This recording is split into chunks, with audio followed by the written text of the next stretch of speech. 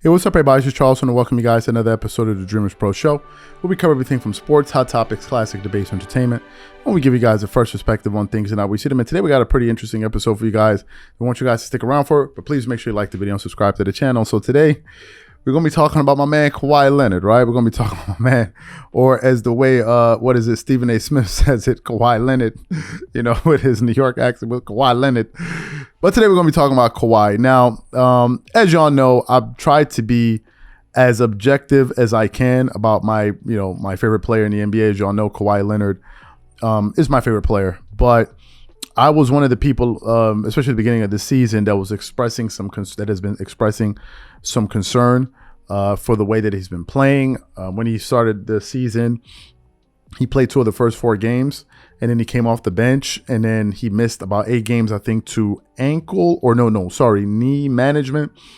And then from there, he missed some other games, and then he had soreness. He missed some other games for soreness. And as a matter of fact, and the Clippers have played how many games have the Clippers played this season? They must have played close to 30 games this season, if I'm not mistaken. But Kawhi Leonard this year has only played 12 games. The Clippers have played about 30 plus games this season, and he's only played about 12 games in the season. And as a matter of fact, just yesterday we produced the show where we were reacting to some comments that I thought was very disrespectful from Nick Wright and Chris Broussard on First Things First, where Nick Wright says that he isn't sure that Kawhi Leonard is a top 20 player in the NBA. I thought that was absolutely crazy. And of course, Chris Broussard pushed back on it, and we gave our points about it. But today, while coming through the internet, I saw a clip of Kevin Garnett, one of the greatest power forwards of all time, certainly one of the most talented players to ever play in the NBA. Actually beat Kobe and the Lakers in the NBA Finals back in 2008. Something that still pisses me off to this day. But anyway,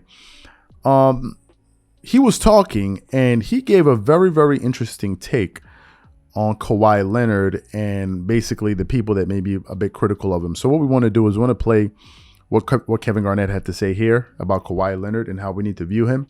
And then we're going to come back and react to his comments. So take a listen to what KG Big Ticket had to say there. Take a listen to that. Man, Kawhi, man, tell me, give me your 2 cents on Kawhi. I know he hasn't played a lot. They 7-2 when he does play, though. You know what I'm saying? Obviously, he gives you that, but I don't think he's as healthy as we think he is. Or they taking a major precautionary with him. Kawhi, I think it's just taking them time to get a rhythm. You miss a whole year and a half of basketball, and people, when they see you, they expect you to play at the level from when they last seen you. Facts.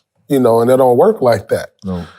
Guys got to recover. They got to get a rhythm. They got to get the feel back. And you playing against the best in the world. And you just came off of a major surgery. I don't think people understand. People don't understand major surgery. You gotta re-heal. Your mind has to get more confident. Yeah. You got to go through so much of a process to be able to get back to a place where you're comfortable with doing certain things. So you heard what he had to say.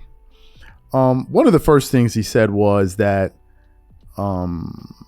he may not be as healthy as we perceive him or as we think he is. And I think there might be some truth to that.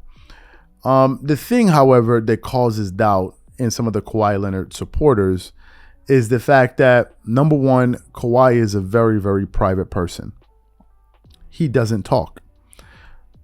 The Clippers, as an organization, are very tight-lipped. You rarely hear any stories being leaked to the media. You rarely hear anything coming out of that organization, especially about Kawhi Leonard. Even Coach Ty Lue always plays it close to the chest. So it's very hard to get a pulse on Kawhi Leonard and his status, because even when he misses games, they always give like this vague answer as to why he missed the games. And for those on the outside looking in, it causes us to wonder, like, hey, is something wrong with him? Is he healthy? Is he hurt? Is this? And then it causes people to say, well, Kawhi Leonard will never be healthy again. He's always going to be hurt. He's always going to be banged up. This is what usually happens when an organization is very tight-lipped about the status of, their star players. So in defense of the people that have been kind of like, critical of Kawhi, people just don't know. You just don't know. And if you look at some of his numbers, some of that concern, I believe, was legitimate. It was absolutely legitimate. When he started the season in December, in October, he only played 2 games, but in those 2 games, Kawhi Leonard was shooting 44% from the field, 17% from the 3-point line, and I'm being nice. He was actually shooting 16.7, and he was only playing 21 minutes a game. And I'm like, in 21 minutes, these are the type of numbers that Kawhi is putting up?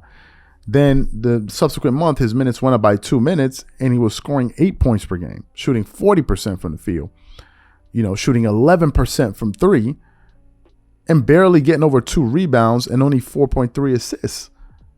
So those are 2 months that went by where Kawhi only played 5 games. And then, of course, you have December where he's played double the amount of games. He played 7 games, and then you now saw his production go to 19 points, 45% shooting, 28% from 3, 73% from the free throw line, and he's getting you 7.7 rebounds and 3.3 assists, which have now bumped his overall season averages to 15, 6, and 3. These are by no stretch of the imagination Kawhi Leonard type numbers. They're not. So the people that have been kind of critical of Kawhi, you can understand that, right? Because I'm like, some of us are trying to make sense of it. But then you also hear that he's also ramping himself up and slowly starting to get his legs under him and really get back into the flow of playing professional basketball after being after not playing for, I believe, more than a year and a half, right? So, that's also understandable. In terms of the outlook of Kawhi moving forward, it is clear that Kawhi Leonard and the Clippers are, number one, very, very cautious. I think the reason that they're very cautious is because they know that this is a make or break year, right?